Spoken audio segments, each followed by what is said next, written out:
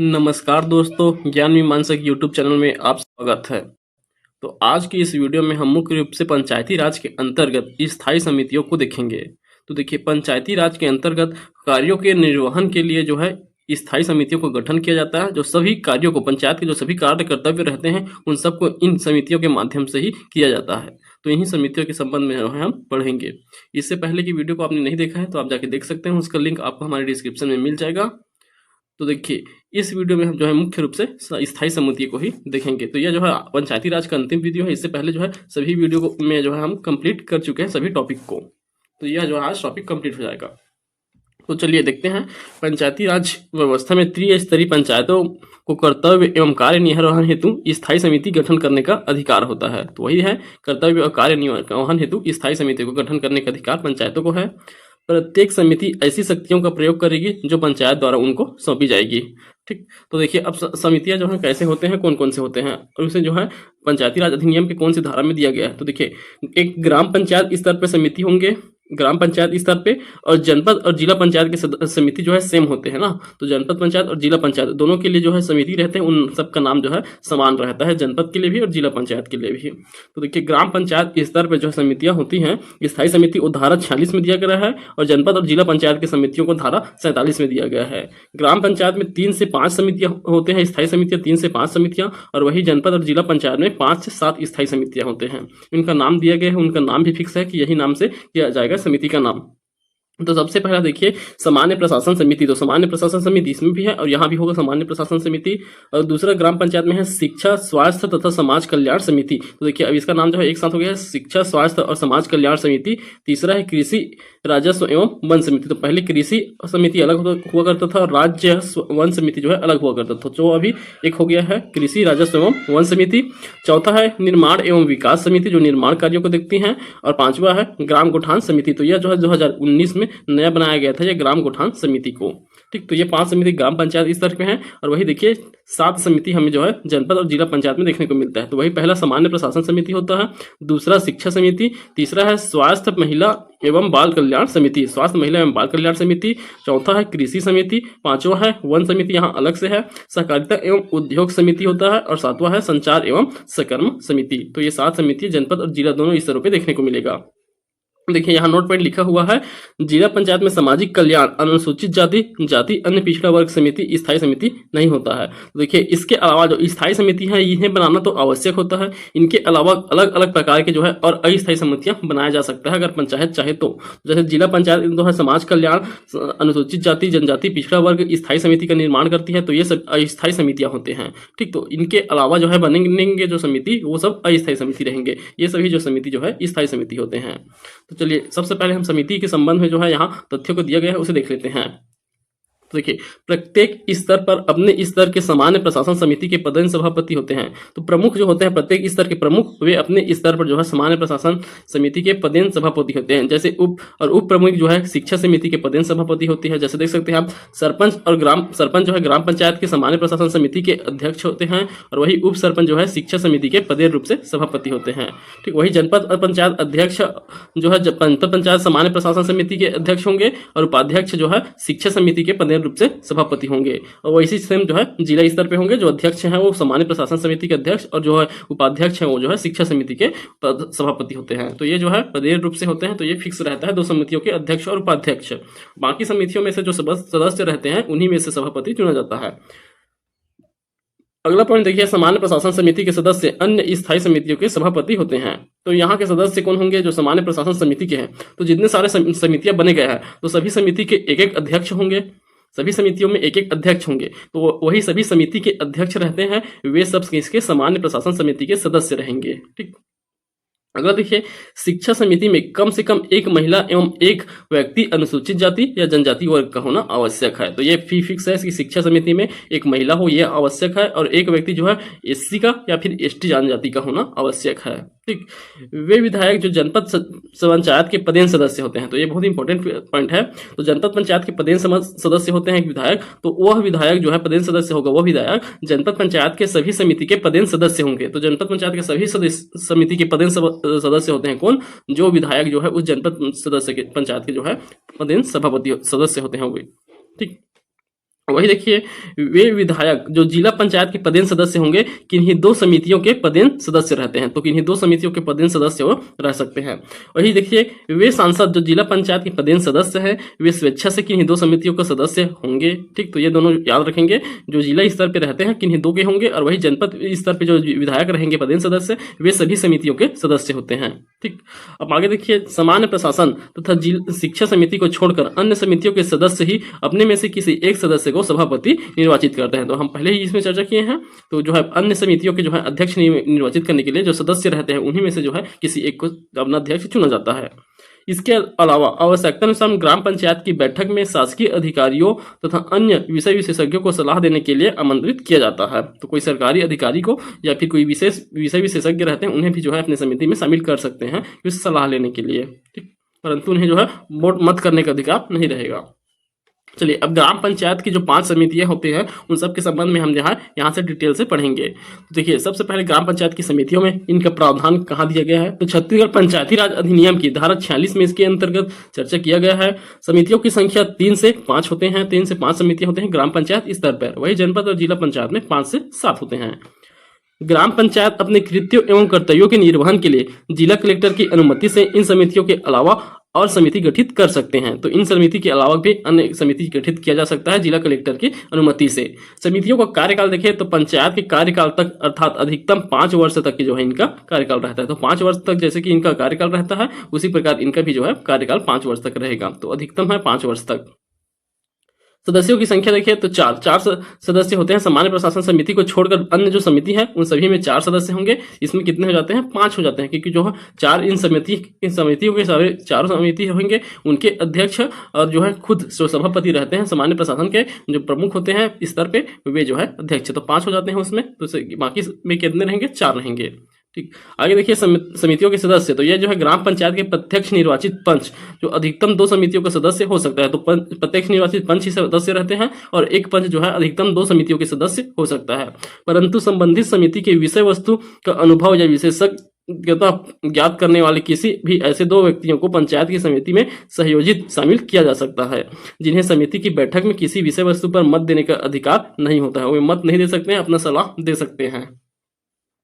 समितियों को बैठक प्रत्येक माह में कम से कम एक बार, यदि आधे से अधिक सदस्य लिखित तौर पर अनुशंसा मांगे तो 10 दिन के भीतर सभापति को विशेष बैठक जो है बुलाना आवश्यक होता है। तो कम से कम एक माह में एक बार करना है, और उसके अलावा अगर आधे से अधिक सदस्य लिखित तौर पर मांग करे हैं तो उनके सभापति को जो है 10 दिन में के भीतर जो है विशेष बैठक बुलाना आवश्यक होता है।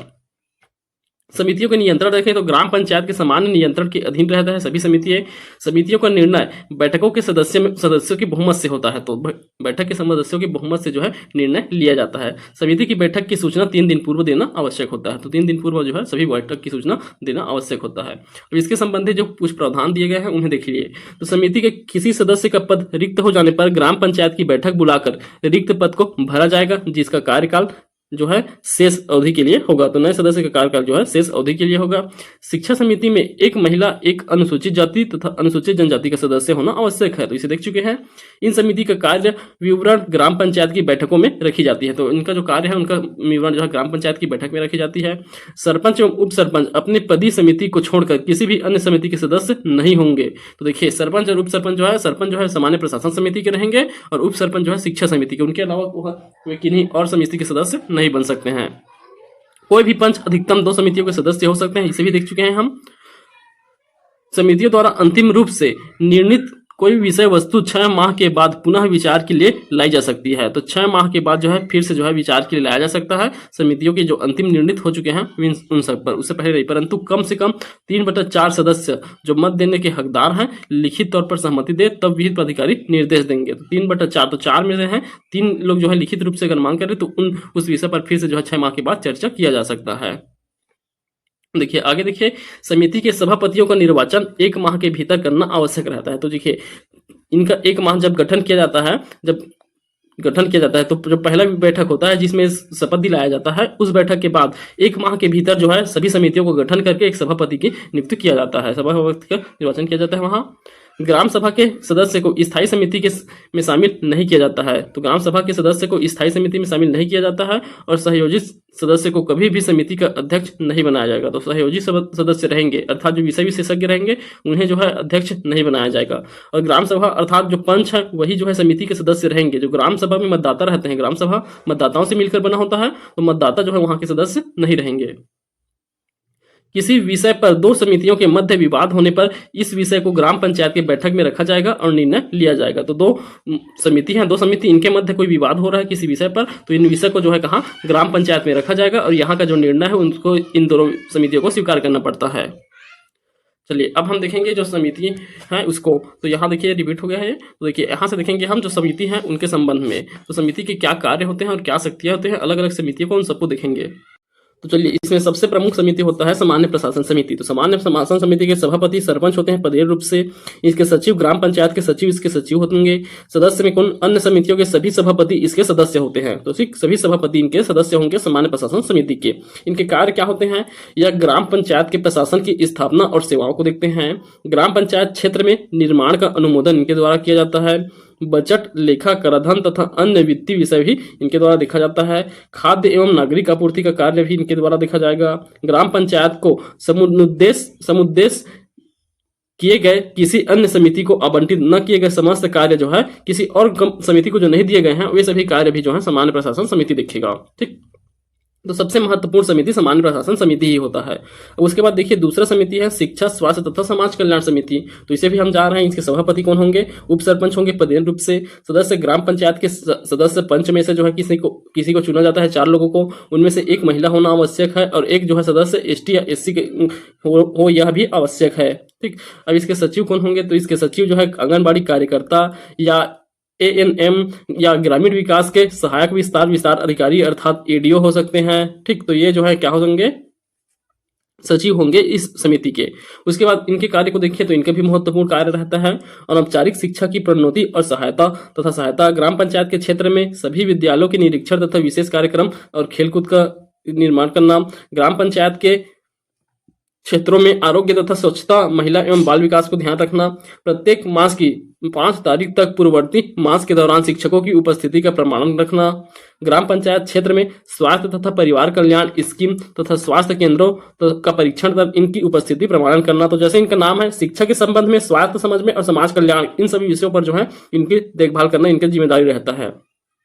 सामाजिक रूप से पिछड़े तथा समाज में विकलांग वर्गों तथा लोगों के लिए कल्याण स्कीमों का निर्माण तथा कार्यान्वयन करना। आगे देखिए प्रौढ़ शिक्षा, जिसमें IIDS, आंगनबाड़ी, ICDS और आंगनबाड़ी, बालवाड़ी तथा सामाजिक सुरक्षा, पेंशन, टीकाकरण तथा परिवार नियोजन, ये सभी कार्यक्रम शामिल हैं। कार्यक्रम सहित सभी कल्याण की स्कीमों प्रोत्साहन और निरीक्षण करना भी इनका कर्तव्य होगा। समाज कल्याण अनुसूचित जातियों, अनुसूचित जनजातियों तथा अन्य पिछड़े वर्गों के लिए तथा उन लोगों के लिए जो गरीब रेखा के नीचे आते हैं, उन सब के लिए समाज कल्याण की भाव रखना, ये सब का देख रेख करना जो है इस समिति का महत्वपूर्ण कर्तव्य है। तो ये जो है शिक्षा, स्वास्थ्य और समाज कल्याण, इन 3 विषयों से संबंधित जितने भी योजना चल रहे हैं, जितने भी चल रहे हैं स्कीम, उन सब को जो है देख रेख करना, उसका सही तरह से पालन हो रहा है कि नहीं, ये सब इनका कर्तव्य रहेगा। अब तीसरा देखिए, तीसरा समिति है कृषि, राजस्व तथा वन समिति। इनके सभापति कौन रहेंगे, तो सदस्यों में से किसी एक को चुना जाता है और वो भी कब, 1 माह के भीतर चयन करना आवश्यक है। सदस्य ग्राम पंचायत के सदस्य जो पंच होंगे वही रहते हैं। सचिव में देखिए तो सचिव इसके एक सचिव होंगे, कृषि डिपार्टमेंट के सचिव कौन रहेंगे, आंगनबाड़ी कार्यकर्ता, ANM ग्रामीण विकास अधिकारी अर्थात ADO, और दूसरा राजस्व एवं वन समिति के ग्राम पंचायत के क्षेत्र अधिकार के अधीन पटवारी या वन रक्षक, ये भी जो है इस समिति के सचिव रहते हैं। तो 2 सचिव रहेंगे, एक जो है ADO हो गए वे, या आंगनबाड़ी कार्यकर्ता या ANM, और दूसरा जो है जो पटवारी होंगे या वन रक्षक होंगे वे। दूसरा देखिए अब इनके कार्य क्या क्या रहेंगे, तो एक वही है कृषि, राजस्व और वन संबंधी कार्य। तो ग्राम पंचायत क्षेत्र में कृषि कार्य, भूमि विकास तथा संरक्षण, उन्नत बीज और उद्यानिकी का कार्य, डेयरी, मत्स्य पालन, लघु सिंचाई, ये सभी योजनाएं इसके लिए आते हैं, उन सबको इन्हीं के माध्यम से जो है ग्रामीणों तक पहुंचाया जाता है। श्रम, राजस्व, 20 सूत्री कार्यक्रम, वन, सामाजिक वानिकी, उद्यान, लघु वनोपज का विकास तथा अन्य वानिकी कार्यक्रम, ये सभी इनके अंतर्गत आएंगे।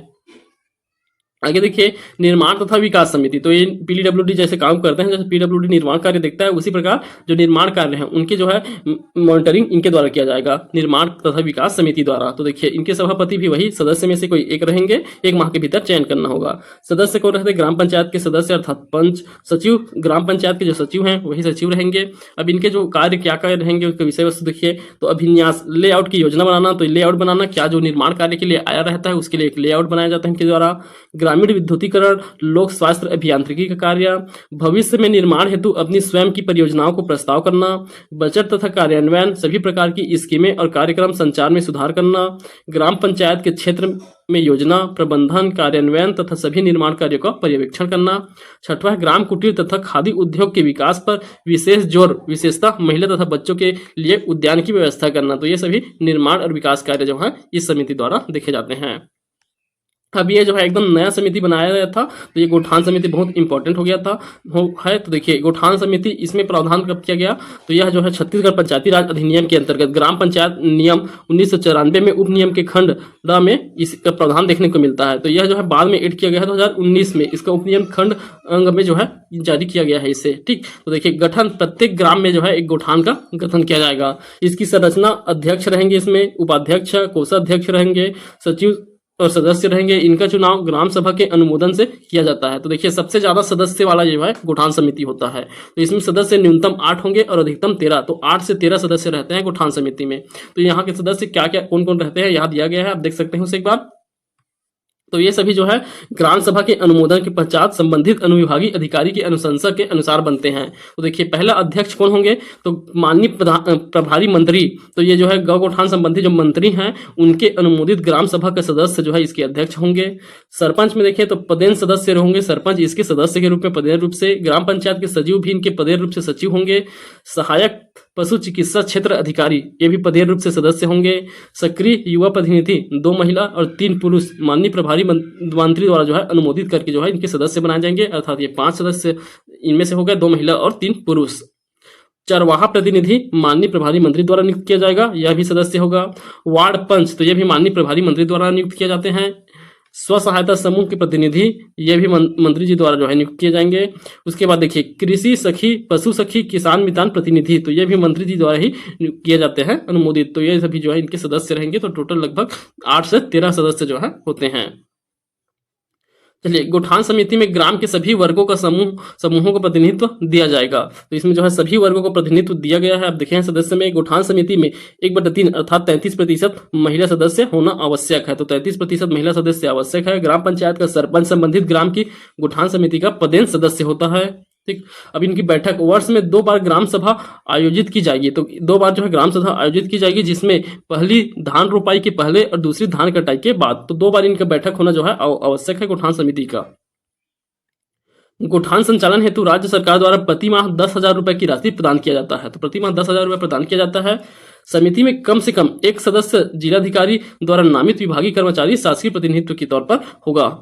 ग्राम पंचायत के स्थायी सदस्यों की सूची का वर्णन धारा 4 में दिया गया है। तो ग्राम पंचायत की स्थायी सदस्यों की सूची का वर्णन किसमें है? धारा 4 में है। स्थायी समिति सदस्यों के गणपूर्ति का वर्णन धारा 9 में दिया गया है, समिति के गणपूर्ति का 9 में। और वही कतिपय मामलों पर विनिश्चय धारा 11 में दिया गया है। कुछ मामलों पर जो विनिश्चय किया जाएगा वह 11 में है। और सदस्यों का निरसन का वर्णन धारा 15 में है। स्थायी समितियों पर ग्राम पंचायत का नियंत्रण होता है, यह नियंत्रण होता है। तो ये याद रखेंगे, स्थायी समितियों पर किनका नियंत्रण होगा? ग्राम पंचायत का नियंत्रण होगा। ठीक, तो ये सब महत्वपूर्ण है।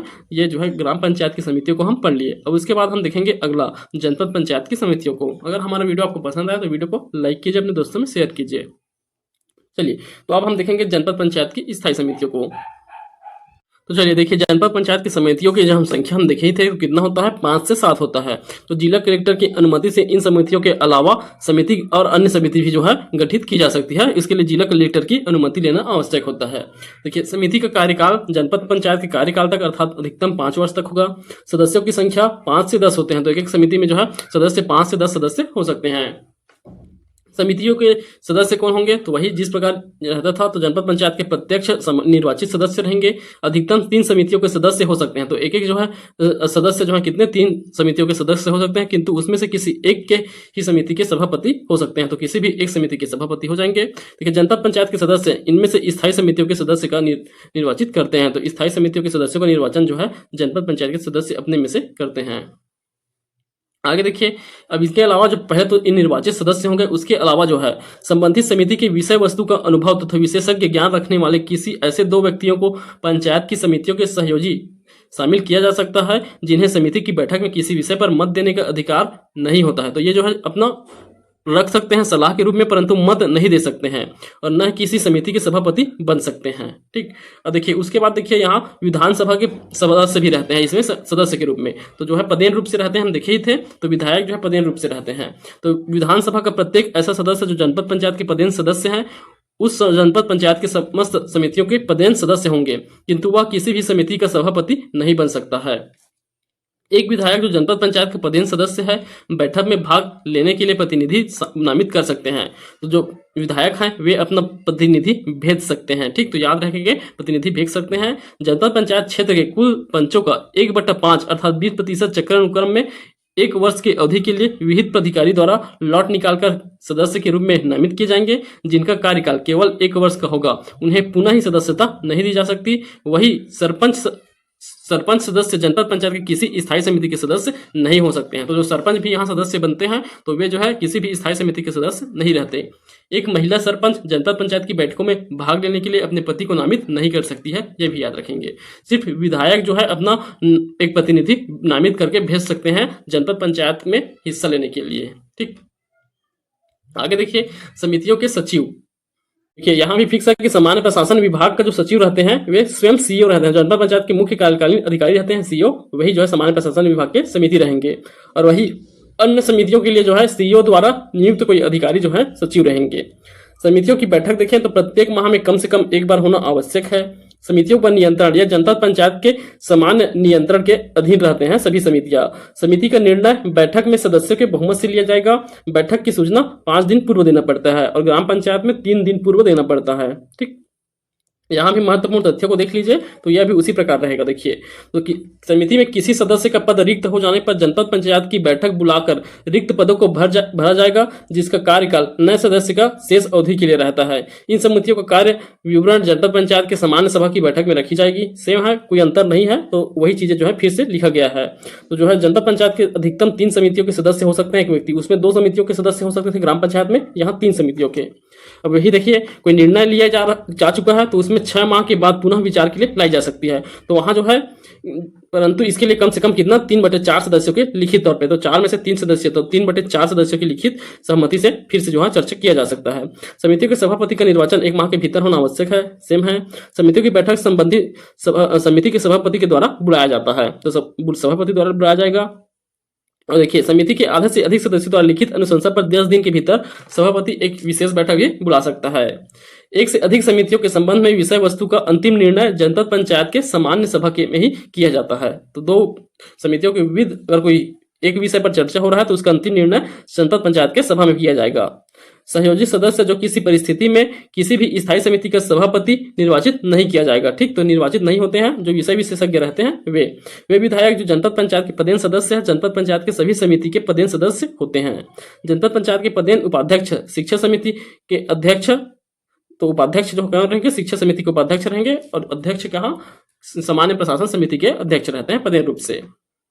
देखिए, सभी समितियों को यहाँ दिया गया है, तो यहाँ देख लेते हैं। देखिए, स्थायी समितियों में यहाँ लगभग कितना, 5 से 7 तक के रहते हैं। तो 7 समितियों को देखेंगे। सामान्य प्रशासन समिति, सभापति जनपद पंचायत के अध्यक्ष पदेन रूप से, सदस्य में सभापति, अन्य समितियों के सभापति जो है इसके सदस्य रहेंगे पदेन रूप से। कार्य एवं शक्ति देखें तो जनपद पंचायत की स्थापना, प्रशासन, विकास कार्य, योजना, बजट, लेखा कराधान, वित्तीय मामले, एकीकृत ग्रामीण विकास कार्यक्रम, उसके बाद देखिए श्रम एवं जनशक्ति योजना, तो ये सभी कार्य सामान्य प्रशासन विभाग द्वारा किया जाता है। वही शिक्षा समिति, तो ये इसके समय से उपाध्यक्ष रहते हैं पदेन रूप से। जनपद पंचायत के सदस्य इसके सदस्य रहेंगे। इसमें देखिए प्रौढ़ शिक्षा, तो प्रौढ़ शिक्षा ही पूछा गया है, और निःशुल्क शिक्षा, ये जनपद पंचायत की शिक्षा समिति के कार्य हैं।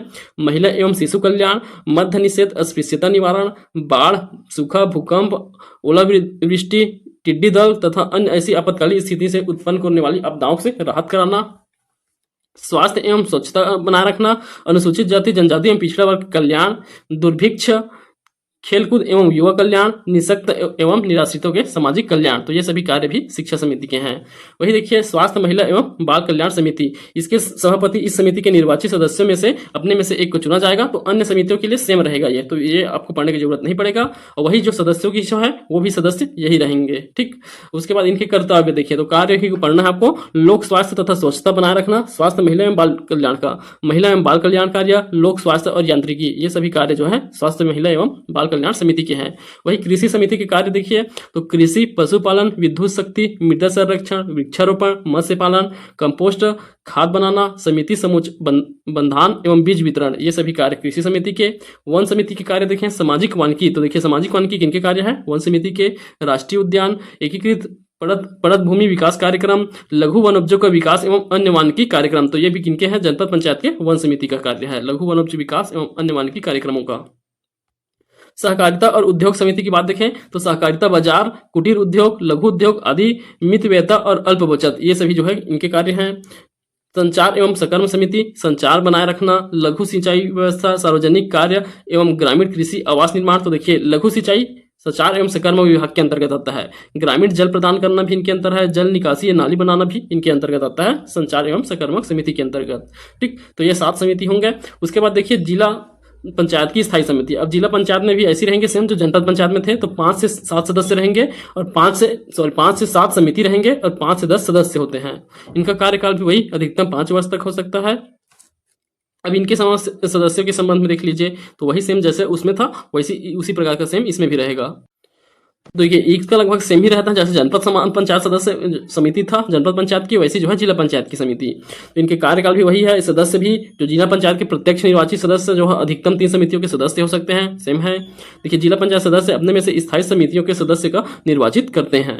ठीक, अब उसके बाद देख लीजिए यहाँ वही अनुभवी एक विषय विशेषज्ञ को भी ले सकते हैं, 2 व्यक्तियों को जो उनको मत देने का अधिकार नहीं रह सकता, ये सिर्फ सलाह दे सकते हैं। वही देखिए विधानसभा के सदस्य होंगे जो जिला पंचायत को, इसमें जो है अधिकतम 2 समितियों के सदस्य हो सकते हैं जो विधायक है वही, और वही सांसद भी जो है अधिकतम 2 समितियों के सदस्य बन सकते हैं, अपने इच्छा के अनुसार बनेंगे ना, किसी भी 2 समितियों के सदस्य, परंतु इन्हें जो है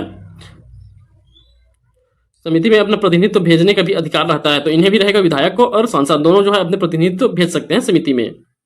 उसके बाद सचिव वही सेम रहेगा। सामान्य प्रशासन के लिए सीईओ रहते हैं, जिला पंचायत के सीईओ रहेंगे और अन्य के लिए उनके द्वारा नियुक्त कोई अधिकारी रहेंगे।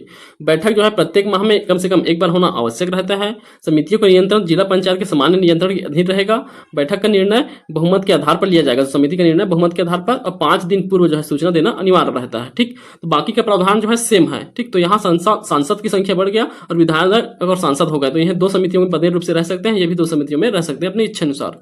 ठीक, तो यही बस है, बाकी ये भी सेम रहेगा। तो ये भी सभी सेम जो है सेम प्रावधान है। यहाँ सामान्य प्रशासन समिति के संबंध में दिया गया है, यहाँ प्रशासनिक विशेषज्ञ नामित नहीं किए जाते हैं। ठीक, तो नामित नहीं किए जाएंगे।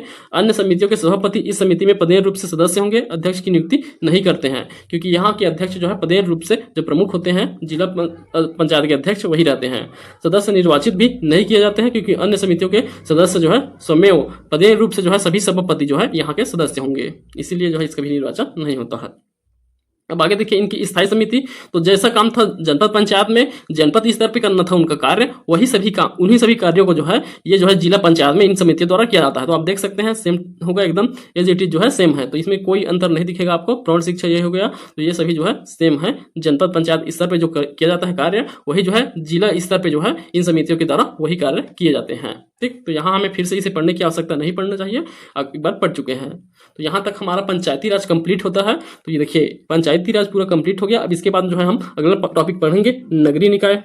नगरीय निकाय बचा हुआ है, उसे हम एक ही वीडियो में कंप्लीट कर देंगे। तो एक मेगा वीडियो आएगा, मैराथन वीडियो, उसमें आप जो है देखिएगा पूरा जो है नगरीय निकाय को कंप्लीट कर दिया जाएगा। ठीक, उसके बाद पर्यटन बचा हुआ है, पर्यटन और योजनाएं। तो ये 3 टॉपिक बस हमारे पास बच गया। छत्तीसगढ़ विशिष्ट अध्ययन के अंतर्गत इन तीनों टॉपिक को जो है हम कंप्लीट कर लेंगे। ठीक, अगर हमारा वीडियो आपको पसंद आया तो वीडियो को लाइक कीजिए, अपने दोस्तों में शेयर कीजिए और चैनल को सब्सक्राइब कर लीजिएगा। धन्यवाद।